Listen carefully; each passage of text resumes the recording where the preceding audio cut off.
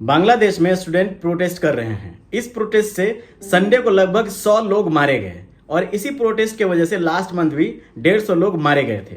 बांग्लादेश के prime minister Sheikh Hasina को student ने डिक्टेटर कहा तो शेख हसीना ने स्टूडेंट को आतंकवाद कहा। स्टूडेंट्स कुछ ज्यादा भड़के और शेख हसीना को रिजाइन करने को बोला। तोड़ फोड़, अफरा तफरी, सब चीज मची। पुलिस और आम लोगों के बीच भिड़ंत भी हुई। मामला इतना हद तक पहुंचा कि शेख हसीना रिजाइन करके बांग्लादेश से भाग चुकी है और वाया इंडिया लंदन जाएगी। इधर बांग्लादेश स्टूडेंट ने पीएम शेख हसीना के घर पे लूटपाट मचाया। शेख हसीना के फादर फॉर्मर शेख मुजीबुर रहमान के स्टैच्यू को तोड़ने की कोशिश भी की गई और अब बांग्लादेश में नई सरकार बनेगी। तो आखिर इस प्रोटेस्ट का रीजन क्या है? क्यों शेख हसीना को डिक्टेटर कहा गया? क्यों स्टूडेंट्स अपने प्राइम मिनिस्टर का घर लूट करके खुश है? कुछ लोग यहाँ भी जाति मजहब को लेकर के आ गए हैं बीच में कि पीसफुल कम्युनिटी से यही उम्मीद कर सकते हैं। तो उन लोगों को बता दूं, थोड़ा न्यूज देखा करो, थोड़ा हिस्ट्री जाना करो, फिर 1 मिनट में जो कमेंट में कुछ भी बकवास कर देते हो उसके बाद क्या करना। श्रीलंका में भी सेम हुआ था, वहां क्या बोलोगे? तो चलो आज बांग्लादेश के इंसिडेंट का रीजन जानते हैं थोड़ा डिटेल में। 1970 में बांग्लादेश में भोला साइक्लोन आया था, जिसको अभी तक का डेडलीस्ट साइक्लोन बताया जाता है। हिस्ट्री में ऐसा कभी नहीं हुआ था और न ही अभी तक हुआ है, जिसमें लगभग 5 लाख लोग मारे गए थे। बांग्लादेश के 2 जगह उपाजिला एंड ताजुमुद्दीन में सिचुएशन इतनी खराब हो गई थी कि वहां का लगभग में आधा पॉपुलेशन मर गया। मतलब कि अगर किसी फैमिली में 6 लोग थे तो उसमें से 3 लोग भोला साइक्लोन की वजह से मारे गए होंगे। बांग्लादेश की हालत इतनी खराब थी कि उस पे अगर दुनिया का कोई भी बेस्ट डायरेक्टर मूवी बनाना चाहे तो वो भी उस इंसिडेंट को बयान नहीं कर सकता, वो बर्बादी नहीं दिखा सकता।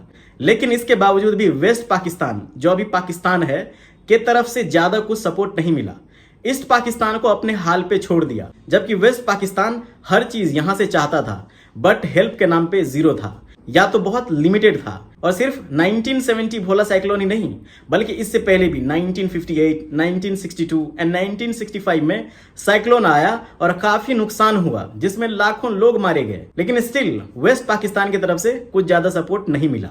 वेस्ट पाकिस्तान 1947 के बाद से ही कभी भी ईस्ट पाकिस्तान को मजबूत बनाने की कोशिश ही नहीं किया। वो चाहते थे कि ईस्ट पाकिस्तान कमजोर रहे ताकि हम उन पे राज कर सकें।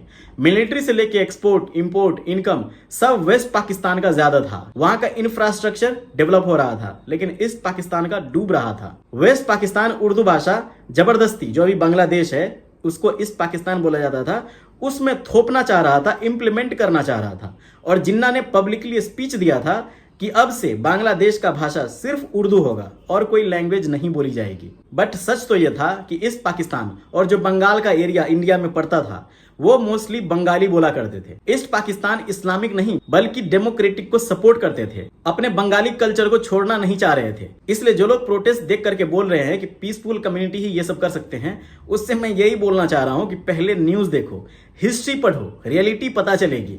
ऐसे 1 मिनट में कुछ भी कमेंट बकवास कर देते हो, ये मूर्खता की निशानी है। हर जगह रिलीजन को बीच में मत लाया करो कि कहीं भी पूरे वर्ल्ड में कुछ हो रहा होगा और अगर वहां मुस्लिम होगा तो बस टारगेट में पड़ जाते हो एक कम्युनिटी के पीछे। इस पाकिस्तान को हमेशा से डिस्क्रिमिनेशन फील करवाया गया, मजबूर, गरीब फील करवाया गया, जिससे इस पाकिस्तान को बहुत गुस्सा आया और इस सब से निजात पाना चाहते थे। शेख मुजीबुर रहमान ईस्ट पाकिस्तान के साथ हो रहे जुल्म के खिलाफ खड़े होते हैं और पार्टी बनाते हैं जिसका नाम रखा जाता है अवामी लीग। जब east Pakistan and west Pakistan में इलेक्शन होता है तो अवामी लीग 313 में से 167 सीट जीत जाती है। वेस्ट पाकिस्तान से एक भी सीट नहीं जीतते, बट ईस्ट पाकिस्तान में जो 169 सीट थी उसमें से 167 सीट जीतती है, लगभग में सारा। इससे साफ साफ जाहिर था कि ईस्ट पाकिस्तान के लोग सुकून और आराम की जिंदगी चाहते थे। वो वेस्ट पाकिस्तान से ताल्लुक नहीं रखना चाहते थे, वो भी डेवलपमेंट की राह पे चलना चाहते थे। इसलिए शेख मुजीबुर रहमान में एक होप दिखा और उनके सहारे देश को एक अलग राह पे लेके जाना चाहते थे। बट ये वेस्ट पाकिस्तान को अच्छा नहीं लगा। जुल्फिकार अली भुट्टो यहया खान से मिलते हैं और प्लानिंग करते हैं कि इस इलेक्शन के रिजल्ट को खारिज कर दिया जाए, और ऐसा ही हुआ। उनके मन के मुताबिक इलेक्शन रिजल्ट नहीं आया तो जनरल यहया खान इलेक्शन को ही खारिज कर देते हैं।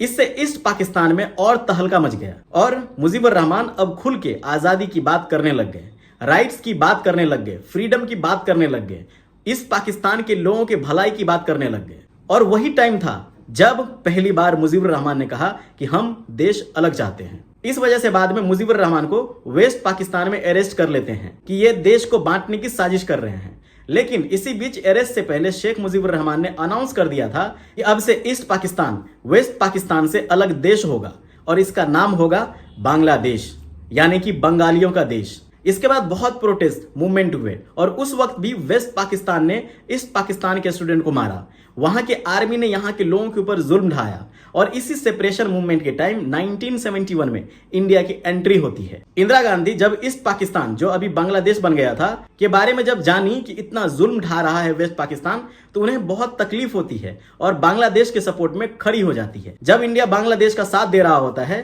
पाकिस्तान से लड़ाई कर रहा होता है, तभी यूके एंड यूएसए पाकिस्तान के सपोर्ट में आ जाते हैं। इंडिया के लिए तीनों देश से लड़ाई करना आसान नहीं होता, बट तभी इंडिया रशिया से हेल्प मांगते हैं। रशिया बिना कुछ सोचे इंडिया का हेल्प करती है एंड यूके एंड यूएसए के आर्मी को रोकती है। पाकिस्तान को बुरी तरीके से हरा दिया और पाकिस्तान के 93,000 सोल्जर्स ने सरेंडर किया और इसके बाद ईस्ट पाकिस्तान वेस्ट पाकिस्तान के चुंगल से छूट गया और फाइनली फ्रीडम हो गया बांग्लादेश। 1947 से लेकर के 1971 तक 20 लाख से ज्यादा बांग्लादेशी मारे गए और 1971 में जो फ्रीडम फाइटर देश के लिए आजादी के लिए लड़े, उनके लिए बांग्लादेश की सरकार ने हेल्प करना चाहा और तभी ये अनाउंस किया कि बांग्लादेश में गवर्नमेंट जॉब में 30% सीट फ्रीडम फाइटर्स के लिए रिजर्व होगा। और अभी जो प्रोटेस्ट हो रहा है उसका सबसे मेन रीजन ही यही रिजर्वेशन है। बांग्लादेश में 100 में से 56% जॉब रिजर्व है, जो कुछ इस तरह है: 30% फ्रीडम फाइटर्स के डिसेंडेंट्स के लिए, 10% वुमेन के लिए, 10% अनडेवलप्ड डिस्ट्रिक्ट के लिए,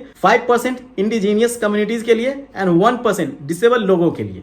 रिजर्वेशन के लिए बहुत बार प्रोटेस्ट भी हुआ, मामला सुप्रीम कोर्ट में भी पहुंचा। फिर 30% फ्रीडम वाला कम भी हुआ, बट फिर से लागू हुआ, फिर कम हुआ, फिर से लागू हुआ। इससे आम लोगों में, स्टूडेंट में मामला भड़का और आज ये प्रोटेस्ट इस लेवल पे चला गया है कि 250 लोग से ज्यादा मारे गए हैं। इसमें मोस्टली स्टूडेंट्स हैं और शेख हसीना रिजाइन देकर के देश छोड़ के भाग गई हैं। वहां के लोग शेख हसीना के भी रेसिडेंस पे तोड़फोड़ मचाए, सामान लूटे और मुजीबुर रहमान के स्टैच्यू को तोड़ने की कोशिश की गई। लेकिन इसमें एक और न्यूज आ रहा है कि वहां मंदिर पे भी हमला हो रहा है, बंगाल के हिंदू पे अटैक किया जा रहा है। फिर न्यूज आया कि कुछ मुस्लिम स्टूडेंट्स मंदिर के प्रोटेक्शन में खड़े भी हो गए हैं। तो यहाँ रिलीजन वाला मुद्दा है ही नहीं, रिजर्वेशन वाला साफ साफ मुद्दा है। और जब हमारे इंडियन भाई को यह सब पता चल रहा है तो हिंदू मुसलमान वाला ये मुद्दा बना रहे हैं।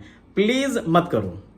अब बांग्लादेश में नई गवर्नमेंट बनने की तैयारी हो रही है। कंक्लूजन में मेरा पॉइंट ऑफ व्यू ये है, माना कि शेख हसीना आपके नजर में डिक्टेटर हुए, आप उनसे रिजाइन चाहते थे, वो रिजाइन भी दे दी, जो करना चाहते थे आप लोगों ने वो भी किया, वो देश छोड़ के भी चली गई। बट जो शेख मुजीबुर रहमान बांग्लादेश के लिए इतना किया, बांग्लादेश को फ्रीडम दिलवाने के लिए इतना किया, आपके हक के लिए पाकिस्तान से लड़ा, जेल गए, असैसिनेशन की वजह से मर भी गए, कम से कम उनके स्टैच्यू की रिस्पेक्ट करते। और शेख हसीना के घर में आप जो लूटपाट मचाए, अगर आपको लगता है कि वो सही था तो कोई बात नहीं, लेकिन जो सामान लेकर के वहां से आप बाहर आ रहे हैं, मीडिया के सामने जो आ रहे हैं, उनके प्राइवेट कपड़े, साड़ियां, ये अच्छा नहीं लगता।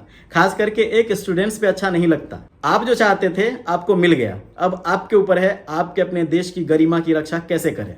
इस तरीके से मत कीजिए। आपका देश है, आपकी जिंदगी है, आपकी लड़ाई है, आप लड़िए, अपना ब्लड कुर्बान कीजिए, गवर्नमेंट के लिए लड़िए, गवर्नमेंट के खिलाफ लड़िए, अपने हक के लिए लड़िए, लेकिन एक लिमिट होता है, प्लीज उसको पार मत करिए। जो देश के लिए लड़े हैं उनकी इज्जत कीजिए, वरना आज भी आप पाकिस्तान के गुलाम होते, पाकिस्तान आपके ऊपर जुल्म ढा रहा होता। जरूरी नहीं कि जो इंडिया उस टाइम आपके लिए लड़ाई लड़े थे वो अब लड़ते, या मे भी लड़ भी लेते, लेकिन आपका इज्जत आपके हाथों में ही होता है, तो प्लीज उसको बर्बाद मत कीजिए। ये मेरा पॉइंट ऑफ व्यू है, आपका अलग हो सकता है। अगर लगता है कि मेरा पॉइंट ऑफ व्यू कहीं गलत है तो आप बता सकते हैं। ये मेरा पॉइंट ऑफ व्यू किसी हेट में नहीं है, जस्ट एज ए सजेशन है।